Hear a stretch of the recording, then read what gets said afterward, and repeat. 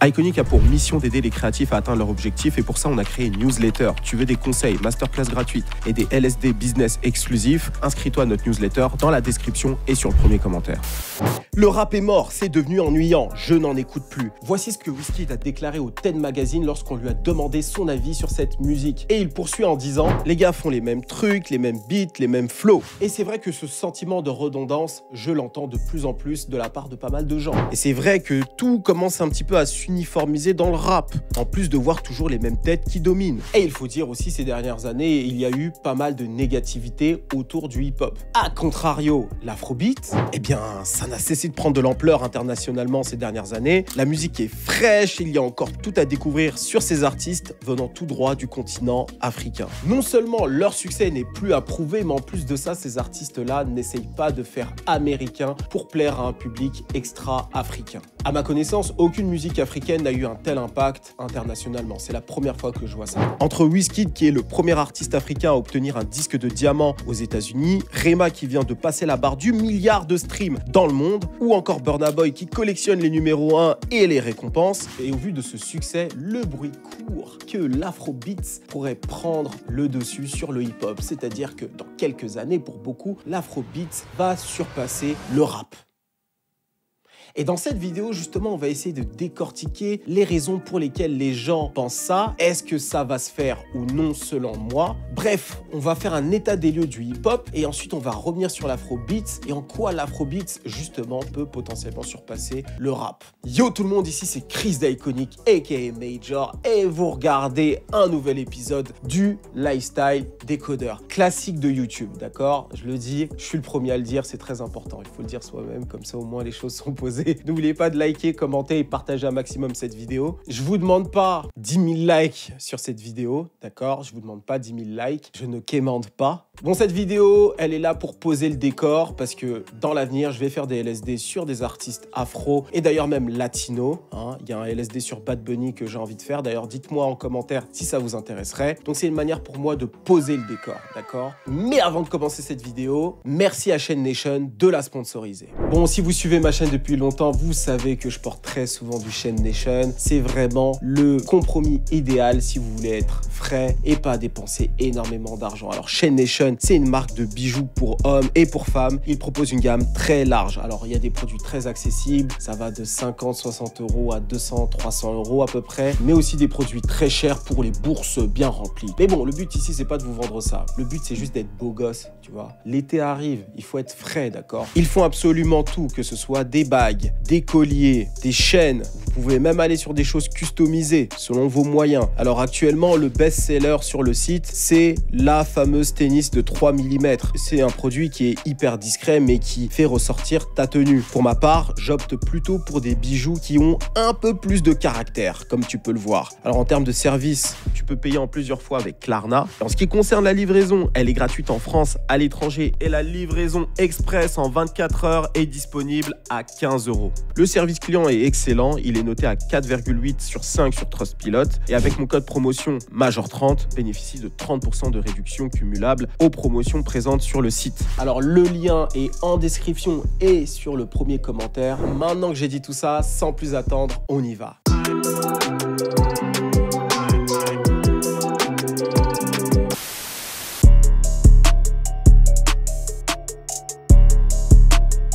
Le rap est la musique la plus écoutée depuis quelques années en France et depuis plusieurs années aux USA. En dehors de la part de magie qui est inexplicable, le rap est une musique qui regroupe une telle richesse culturelle en perpétuelle évolution qui fait qu'en fait, elle reste très populaire depuis déjà 3 décennies.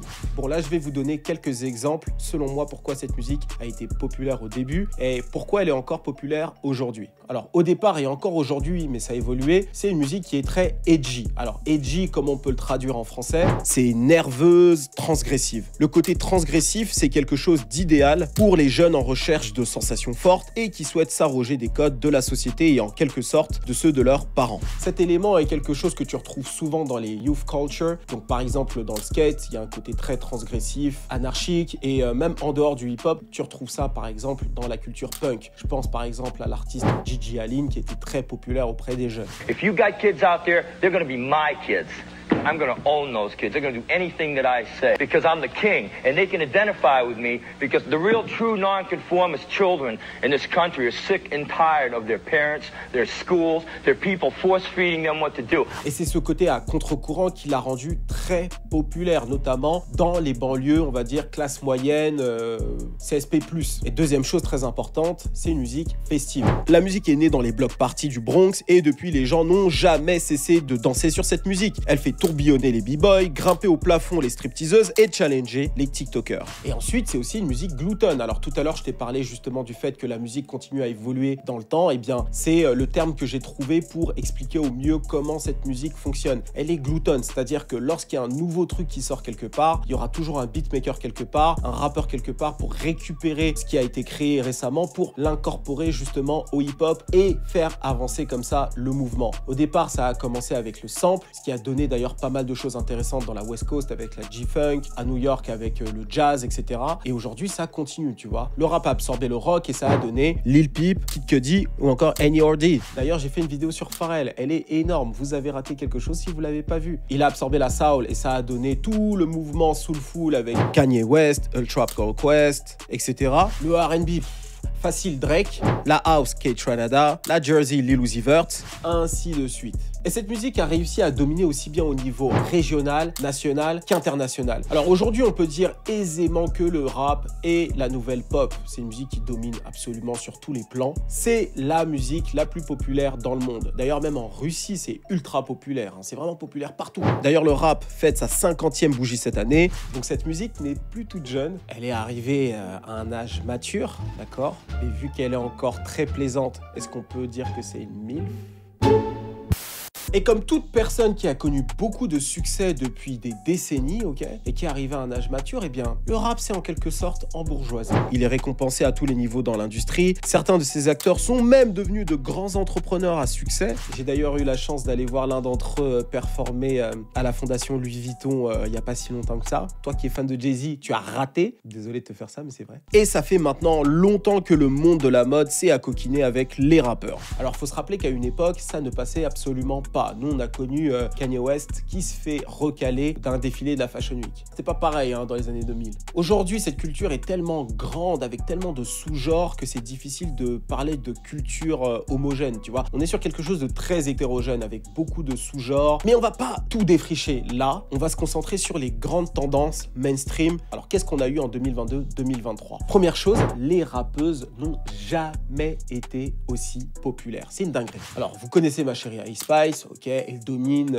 le rap game, elle défonce absolument tout le monde, c'est la meilleure, punchlineuse incroyable. Dites pas non, il y a aussi Lato qui est une star montante, il y a aussi ma petite favorite du moment, Scarlett. Alors Scarlett, c'est vraiment particulier, c'est je pense la rappeuse la plus douce et la plus charmante que j'ai connue du game depuis ces dernières années. Son dernier morceau, This Is New York, c'est vraiment le morceau avec lequel tu peux t'endormir, ou le soir si tu as envie de te poser avec un thé, c'est le morceau idéal à écouter si tu veux chiller. I don't wanna smile, I wanna cry. I don't wanna see him live. I wanna see that die. Il y a aussi l'expansion des sous-genres, la plug, la drill ou encore la Jersey.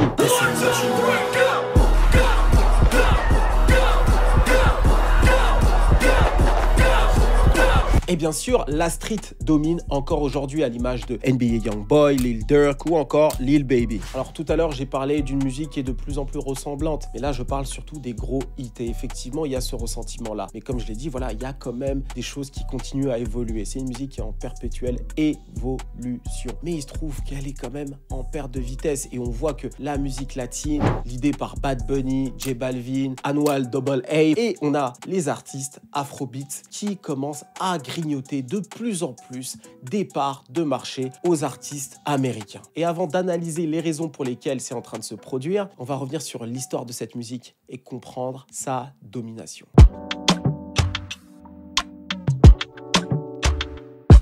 Pour Pour en savoir plus sur cette musique, direction le continent africain, et plus précisément au Nigeria. Le pays le plus peuplé d'Afrique avec 210 millions d'habitants et surtout l'une des premières puissances économiques du continent. Le pays a connu un énorme boom économique grâce aux ressources naturelles telles que le pétrole ou encore le gaz. En parallèle de la croissance économique due à l'exploitation des ressources naturelles du pays, le géant d'Afrique a également mis le paquet sur le développement de son industrie du divertissement. Et là, je parle de Nollywood, qui est la seconde plus grande industrie du cinéma du monde, devant Hollywood et juste derrière Bollywood. Alors, petite précision sur cette deuxième place, c'est en termes de production de films. Donc, Nollywood en produit 2500, là où Bollywood en produit 2000, et là où Hollywood en produit beaucoup moins, j'ai pas le nombre exact. Et c'est aussi en termes de part de marché, c'est-à-dire qu'il y a énormément de gens qui achètent les produits venant de Nollywood, étant donné qu'ils produisent beaucoup plus de films que Hollywood, mais cela ne veut pas dire qu'ils ont un chiffre d'affaires plus élevé que Hollywood. Justement, ça n'a strictement rien à voir. En termes de chiffre d'affaires, Hollywood est encore très loin devant. Et bien sûr, l'industrie de la musique qui est en pleine expansion. Et là, je te parle notamment de... Bon, avant d'en arriver là, il y a quand même un homme à qui on doit tout ça. Et c'est Fela Kuti. Mais qui est Fela Kuti? Eh bien, c'est tout simplement l'un des pionniers, si ce n'est le pionnier, de l'afrobeat. Alors, l'afrobeat, c'est un mélange de jazz, de soul, de funk et bien sûr de musique traditionnelle africaine, notamment Yoruba. En plus d'être le précurseur d'un nouveau style musical qui en influencera bien d'autres, Fela Kuti était un militant politique, un farouche opposant au gouvernement nigérian. Dans ses musiques, il a souvent critiqué le gouvernement de son pays, mais aussi d'autres pays. Il mettait en lumière l'oppression que subissait son peuple et les peuples africains en général. Et il parlait aussi de l'exploitation de ces populations-là. Donc c'était quelqu'un qui était très éveillé sur ce qui se passait en Afrique.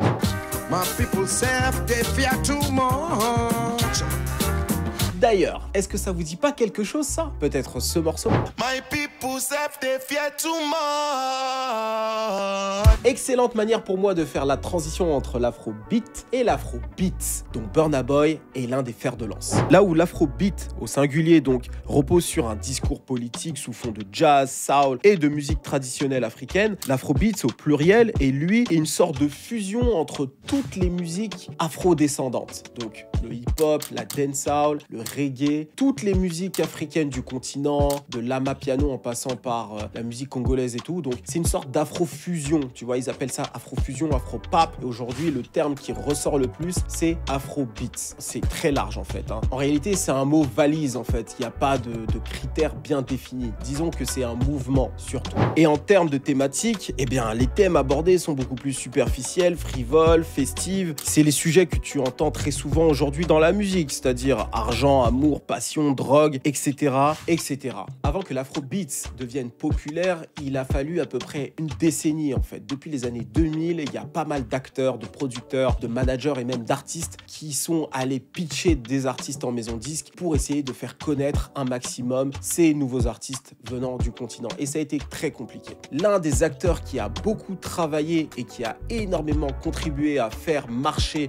les artistes afrobeat à l'international, eh bien c'est Akon. L'artiste sénégalo-américain a joué un rôle important entre les années 2000 et 2010 et d'ailleurs il a toujours un impact très important sur la promotion de ses artistes sur le continent. Et il explique que les choses ont commencé après l'engouement de la Coupe du Monde en 2010 en Afrique du Sud. Quand il voit l'engouement qu'il y a autour de la musique africaine, le chanteur de Locked Up, il voit une opportunité pour faire connaître la musique africaine. We were looking for ways that we can take the local music and branch it off. Right. So at that time, the local music was so traditional musically that it wouldn't break outside of Nigeria, Ghana, anywhere, right? Right. So we started adding like commercialized music and music, like instruments around it. Like we commercialized a lot of it. So it went from Afrobeat to Afropop. So once we did that, then we signed Wizkid first. Then after that was another group called P-Square. Comme il a expliqué dans l'extrait que je viens de vous mettre, P-Square ont été les pionniers justement de l'afrobeat que l'on connaît aujourd'hui. Et d'ailleurs, encore aujourd'hui, ils sont très actifs. Et Wizkid était aussi quand même dans le game depuis 2008. Et aujourd'hui, il est big comme il est là. Donc c'est un travail qui s'est fait vraiment sur la durée. Très inspirant. Grâce à la diaspora londonienne, parce que à Londres, il y a énormément de Nigérians et de Ghanéens. Donc ça a énormément aidé justement justement à diffuser cette musique en Occident. Et également, on ne peut pas oublier Davido qui a joué un rôle majeur dans le développement de l'afrobeats à l'international. C'est probablement l'un des premiers artistes dans ce genre musical que j'ai découvert au début des années 2010. C'était lui qui faisait un peu les morceaux pour les mariages, etc. Donc il était vraiment important. Et aussi, grâce aux réseaux sociaux, eh bien, l'afrobeat a commencé à se répandre de plus en plus. Et c'est comme ça que petit à petit, cette musique a commencé à toucher le pays de l'oncle Sam. Alors, je vais vous raconter d'ailleurs une petite anecdote. En 2016, je vivais à Londres et à ce moment-là, je connaissais assez peu, on va dire, la musique afrobeat. Je connaissais que Davido, Wizkid, Burna Boy à peine et je sortais pas mal et j'avais découvert une soirée afrobeat et le concept, c'était de faire cette soirée-là dans un quartier chic, Chelsea, pour ceux qui connaissent. Donc, c'était en plein dans Chelsea et justement, l'idée à l'époque, c'était de créer une soirée africaine en plein milieu d'un quartier totalement bourgeois. En fait, en France, dans l'équivalent, ce serait le 16e ou peut-être même le 1er arrondissement, le centre, quoi. Et justement, c'était un contraste fort, mais ça montre aussi l'état d'esprit des Nigérians à Londres qui avaient envie de faire de cette musique-là une musique populaire, une musique qui peut être appréciée de tous. Et à l'époque, c'était d'ailleurs des soirées que j'appréciais beaucoup. Et c'est notamment dans ces soirées-là que j'ai appris à apprécier la musique afrobeat. Et à cette époque-là, déjà, je me disais, waouh, ce qu'ils sont en train de faire, je pense que dans les années qui vont venir, ça va être quelque chose de très gros. Et comme on le voit aujourd'hui, c'est énorme. Et voyant ce qui se passe à Londres et globalement sur le continent africain, et sachant que dans 10-20 ans, la population africaine ne va faire que grandir, eh bien, aux États-Unis, les plus gros artistes ont commencé petit à petit à s'intéresser à cette musique. Alors, ça va être soit des artistes qui sont très connectés à la culture londonienne, je dirais même des UK globalement. Je pense notamment à Drake. Faut pas oublier qu'il a produit Top Boy, qu'il a bossé avec pas mal d'artistes UK. Et d'ailleurs, il a collaboré avec Wizkid en 2016. Jealous people around me, I need to change my life. Et il y a Beyoncé qui a collaboré avec la crème de la crème des artistes nigérians sur son album du Roi Lion. Keep dancing and call it love. She fighting but falling slowly. La culture africaine est de plus en plus populaire ces derniers temps. Je pense notamment à Black Panther avec Wakanda, etc.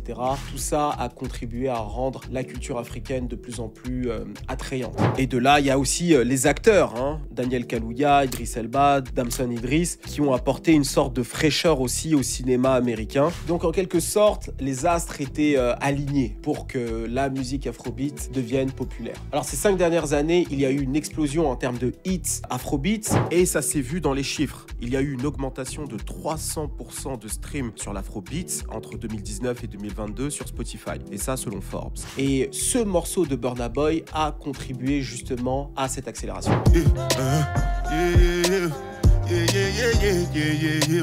Alors je pense que Ye a fait découvrir l'afrobeat à beaucoup de gens qui ne connaissaient pas ce style de musique-là. Et aussi, d'un autre côté, ça a permis à Burna Boy de se hisser au top des artistes de ce style. Bien que la qualité du morceau est indéniable, une partie de son succès repose sur un coup de chance lié à Kanye West. Alors, je t'explique. Ye sort le 6 août 2018 et 2 mois plus tôt, Kanye West sort son album Ye.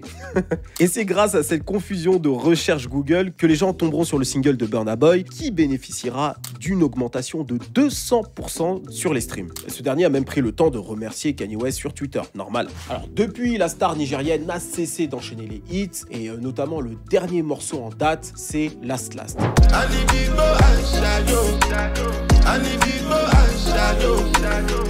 Au passage, Burna Boy s'est lancé dans une collection de trophées, Grammy Awards, BET Awards, c'est une dinguerie. D'ailleurs, en parlant de ça, je vais vous raconter une autre anecdote. En 2019, on était au BET Awards à Los Angeles avec Balou, d'accord ? On était avec l'équipe de BET Africa. L'équipe est venue avec Burna Boy à l'époque. Pour te dire à quel point il en imposait, parce qu'à ce moment-là, je connaissais Burna Boy, mais sans vraiment avoir creusé, tu vois. J'étais trop dans l'US à ce moment-là pour voir ce qui se passait ailleurs. Et c'était très drôle parce qu'il avait une chambre comme nous tous, tu vois, comme tous les artistes. Et une chambre, crois-moi, on était à l'hôtel Hilton, c'était très très bien. Mais à cette époque-là, il avait décidé de laisser la chambre que BET avait payée pour lui pour prendre la plus grande suite de l'hôtel. Et à l'époque, s'il avait fait ça, c'est parce qu'il savait qu'il allait recevoir énormément d'artistes dans sa chambre, qu'il allait échanger, etc.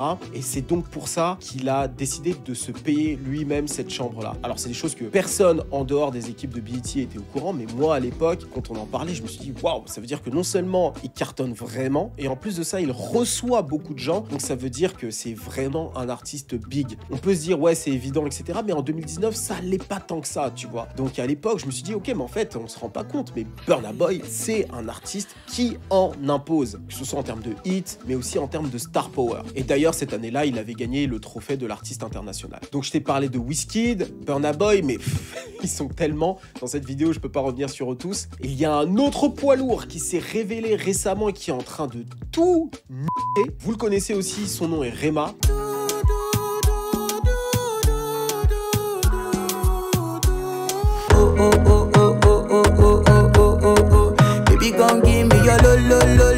Après, il y a encore une tonne d'artistes qui dominent les charts.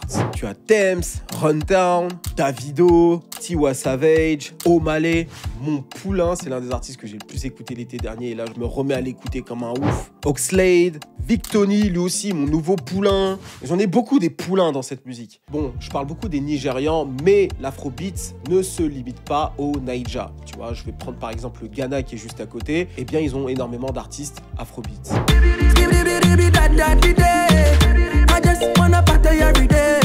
Everybody singing hallelujah. Alléluia. Bon, il faut savoir un truc, hein, sur cette scène-là, je suis moi-même en train de découvrir beaucoup d'artistes, hein, puisque je suis très US, comme vous le savez, et aussi beaucoup en France, et un peu au UK, et je suis en train de découvrir les artistes afrobeat. Il y en a un que j'ai découvert là, pendant mes recherches. Je pense que les fans d'afrobeat vont crier, vont dire « Ouais, mais lui, je le connaissais, etc. » Mais depuis que je l'ai découvert, je le rajoute à mes poulains. Son nom est Black Sherif. Son son, là, Second Sermon, c'est une dinguerie. C'est une dinguerie.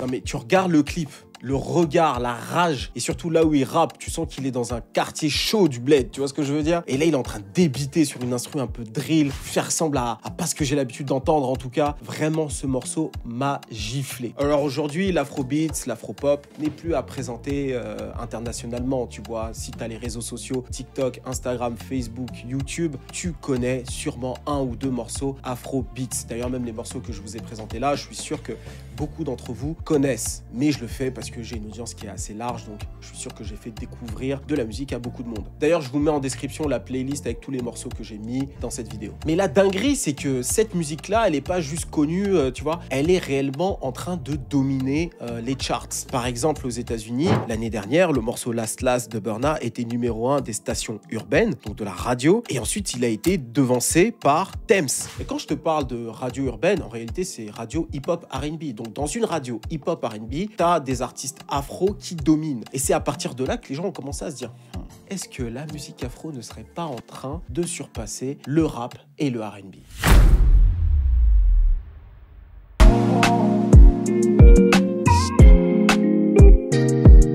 L'afrobeat est la nouvelle pop. J'ai vendu 2 millions de copies en Amérique avec juste une chanson. Même certains artistes américains n'ont pas de disque de diamant. Si je devais être honnête, je n'écoute plus d'autres styles de musique que l'afrobeat. Alors ça, c'est la suite des propos de Wizkid concernant le rap. Alors, si tu veux mon avis, c'est très présomptueux de sa part, ok? On est content de son succès, d'ailleurs j'adore Wizkid, mais bon, calme aussi, tu vois. Et là, à partir de ces propos-là, on va essayer de les disséquer et essayer de voir si ça a du sens. Alors, c'est sûr que cette musique devient de plus en plus populaire et j'en suis très heureux, mais est-ce qu'on peut parler de nouvelle pop? Ça fait quand même beaucoup. C'est quoi la pop?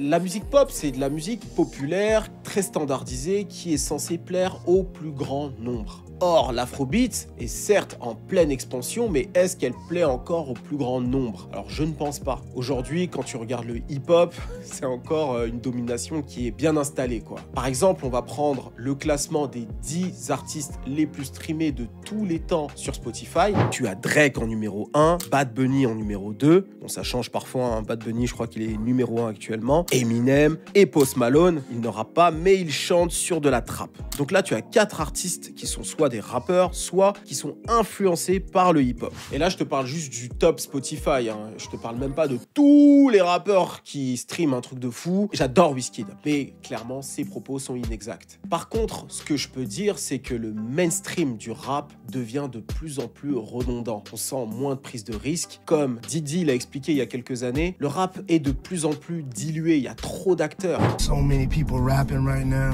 It is literally like too much, you know? Everybody saying the same shit in like different ways. I just don't want the culture to get diluted, you know? Where it gets so mass produced.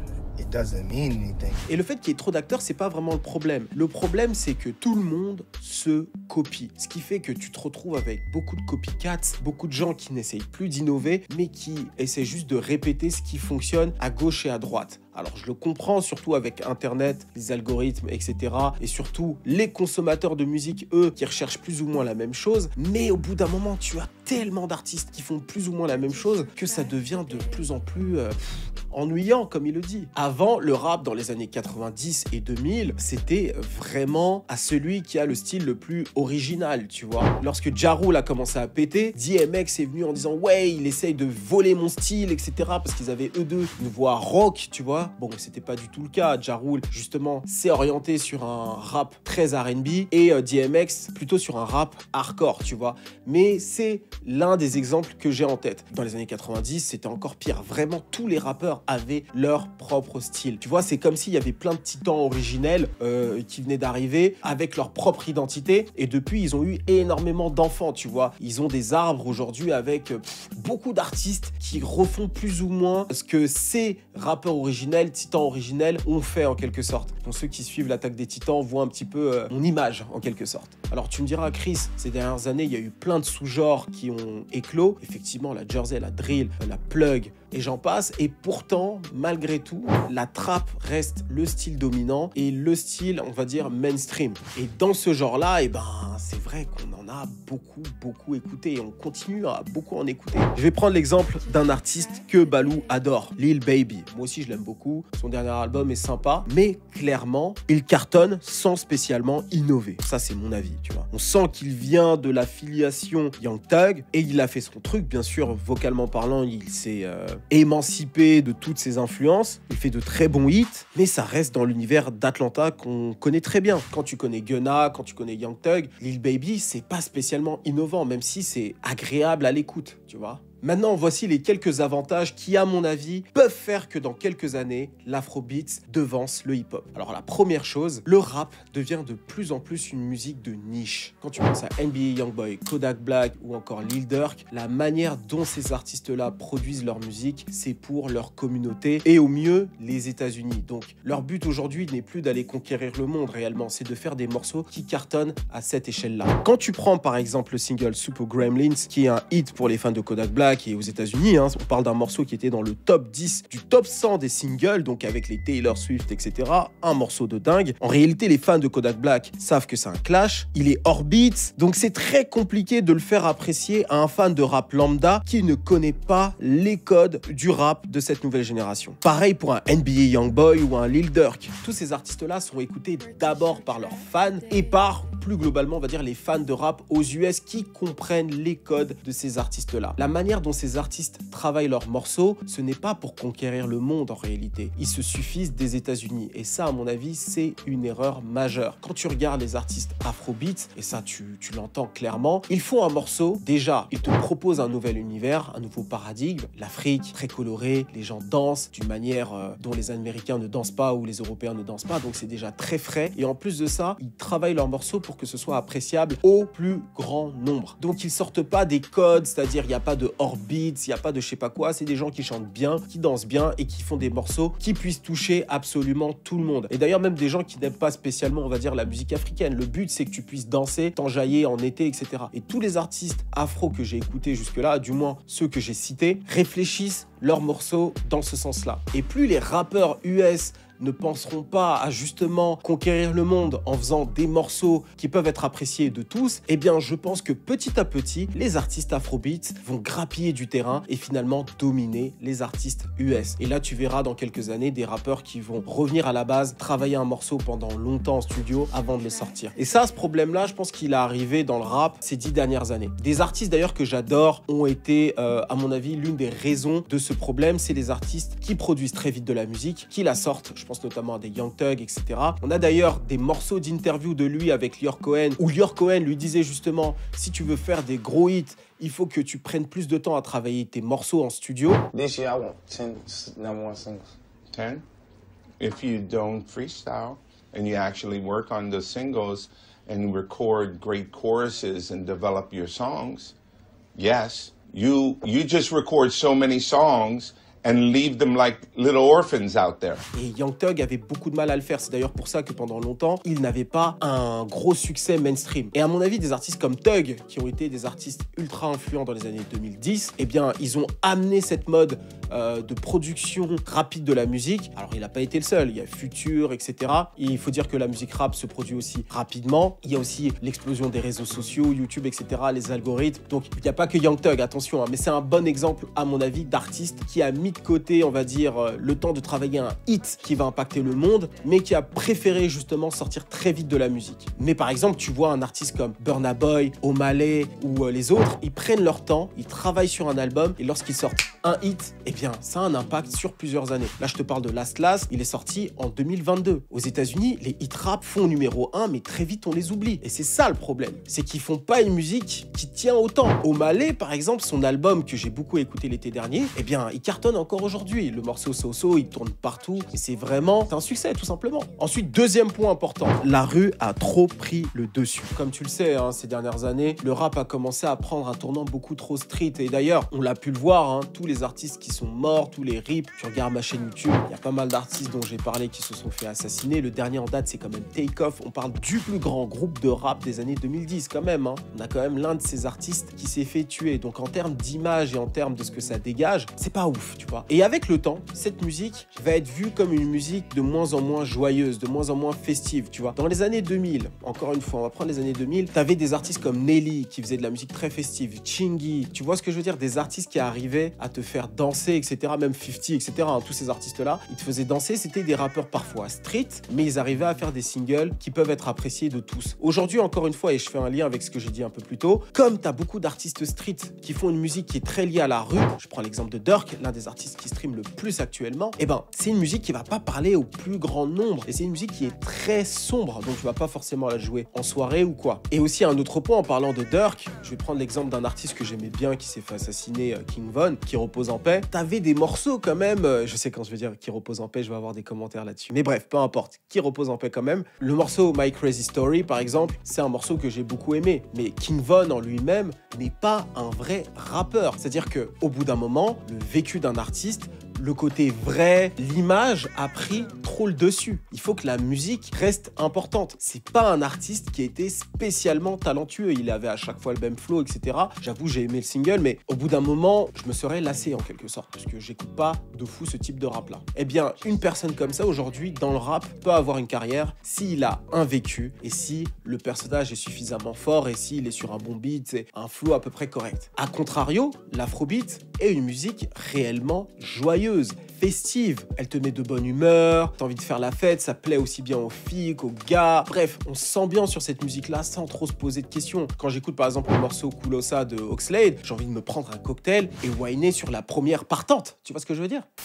Aussi, autre point important, cette musique a réussi à être hyper cool, branchée, tu vois, c'est une musique qui tourne partout, voilà, mais sans être vulgaire. Et ça, c'est important de le dire quand même, tu vois, ça fait toute la différence. Quand tu écoutes les hit rap de ces 10 dernières années, c'est ultra grossier en réalité, hein. C'est très très très grossier. Là, je parle du rap US, hein, parce que le rap français encore, je trouve que, quoique non, le rap français c'est aussi bien vulgaire, mais pas autant que l'US. Tout ça, c'est notamment de la faute de Lil Wayne, là, dans les années 2000, là, avec ses morceaux, là. Et cette vulgarité, c'est même étendu au R&B, tu vois, les Chris Brown, etc. Aujourd'hui, ça parle de Schnexer sans même un peu de poésie, quoi. C'est direct. Tandis que l'afrobeat, encore une fois, eh ben, tu écoutes les gros hits, etc. Bien sûr, de temps en temps, c'est un petit peu vulgaire, on comprend pas tout. Mais je vais te prendre l'exemple de Last Last. Le morceau, quand tu regardes le clip, quand tu regardes un petit peu l'imagerie globale, tu te dis, ouais, le mec, il est en train de flexer, il va parler de meufs, de trucs, de Schnexer, moi je fais ci, moi je fais ça. Mais en vrai, quand tu prends les paroles, c'est une chanson d'amour en fait. Il parle de sa rupture avec Steph London. Il a le cœur brisé et c'est une chanson triste. Après, dans l'imagerie, ils savent comment nous le vendre. Ça plaît aux Américains, ça plaît aux Français, ça, voilà, il flex, etc. Et dans sa belle maison, le morceau est incroyable, mais ça reste un morceau d'amour, tu vois. Et quand tu regardes la traduction et les paroles, il n'y a pas une seule vulgarité. Et ça, c'est très fort. Pareil, quand tu écoutes, par exemple, le morceau So-So de O'Malley,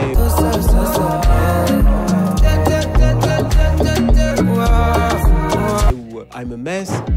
One for the belly, another for the broken hearts. C'est des morceaux qui sont d'ailleurs très festifs. Quand tu tends l'oreille, tu te rends compte que c'est des morceaux tristes, tu vois. Il n'y a pas de vulgarité, en fait. Et ça, c'est quelque chose qui est important, tu vois. C'est de fait une musique qui va être acceptée plus facilement, qui peut être à la fois familiale, qui peut passer dans des mariages, qui peut être jouée dans des fêtes pour enfants, ce genre de choses-là. Et il ne faut pas sous-estimer ça. La force, justement, d'une musique qui est accessible à tous. Un autre point, l'afrobeat est glutton, tout comme le hip-hop. Tu vois, là où le hip-hop, justement, pouvait absorber d'autres styles pour continuer à exister, eh bien l'afrobeat fait exactement la même chose. Comme je te l'ai dit, c'est de l'afrofusion, de l'afropop, hein. On est sur un truc un petit peu, une espèce de nébuleuse, tu vois. Les limites ne sont pas bien définies, contrairement à l'afrobeat, tu vois, au singulier. On retrouve un peu de dancehall, reggae, R&B, rap, etc. Quand tu écoutes Wizkid, la manière dont il pose, tu peux te dire que c'est du reggae un petit peu. Nobody like me, body like me. Baby when I pull up Gucci, all in my jeans. Et d'ailleurs, Akon explique dans la même interview que les maisons de disques à l'époque pensaient que c'était du reggae. I remember back when I was trying to shop Wizkid over at Sony, and this was like 2010. Yeah, people don't know Wizkid's like an OG. Everybody thought it was, I mean, they thought it was reggae music. Et je reprends l'exemple de Burna Boy. Bon, je prends son exemple parce que je pense que c'est l'artiste que vous connaissez le mieux. Et je vais faire un LSD d'ailleurs sur lui dans l'avenir. Dites-moi aussi en commentaire si ça vous intéresse. Eh bien, quand tu écoutes Ye, eh ben il rappe en fait.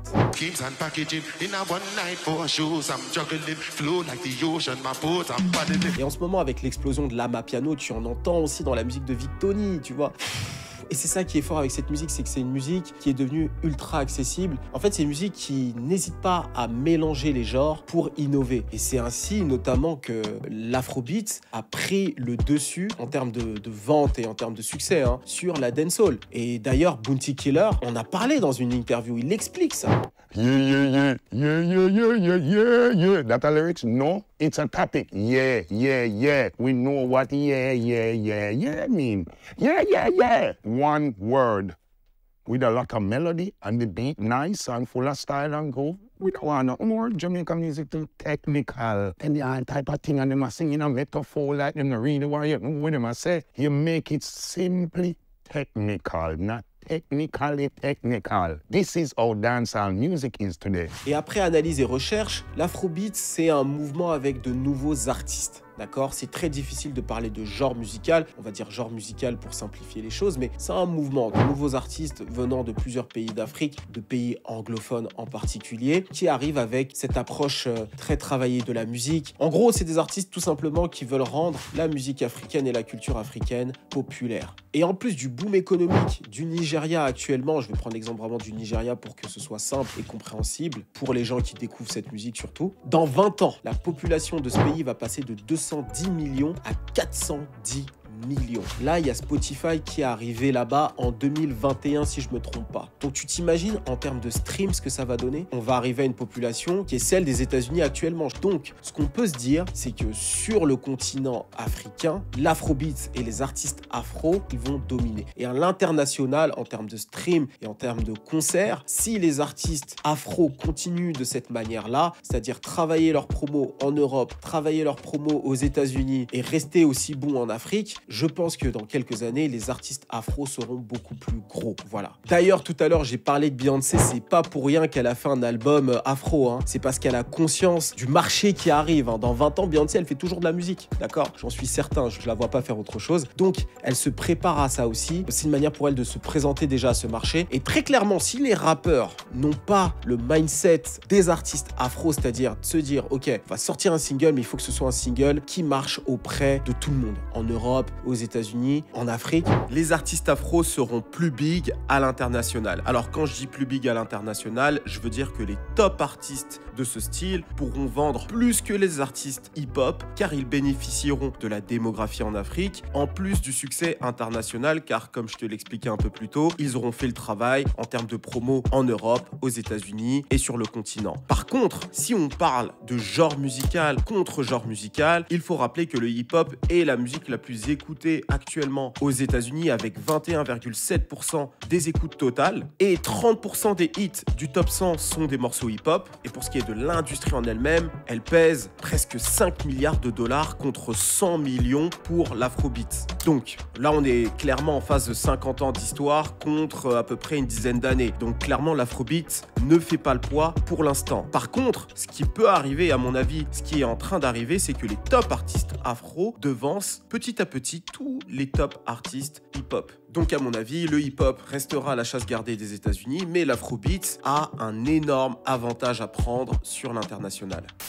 De toute façon, je suis pas un oracle, hein. On verra un petit peu ce que ça va donner dans les années à venir. C'est quand même beaucoup de prédictions. En tout cas, toi, dans les commentaires, dis-moi un petit peu. Est-ce que tu penses que dans l'avenir, 10, 20 ans, l'afrobeat va surpasser le hip-hop? Dis-moi tout en commentaire, j'ai hâte de te lire. Et d'ailleurs, même j'ai une autre question, parce que je suis sûr qu'il y a beaucoup de sceptiques. Est-ce que tu penses que l'afrobeat, c'est juste un phénomène de mode et ça va être amené à disparaître dans quelques temps? Dis-moi tout en commentaire, j'ai aussi hâte de voir ce que tu penses. N'oublie pas de liker. Alors, comme je l'ai dit, je ne demande pas 10 000 likes sur cette vidéo, mais en tout cas, oui, voilà, partager, etc.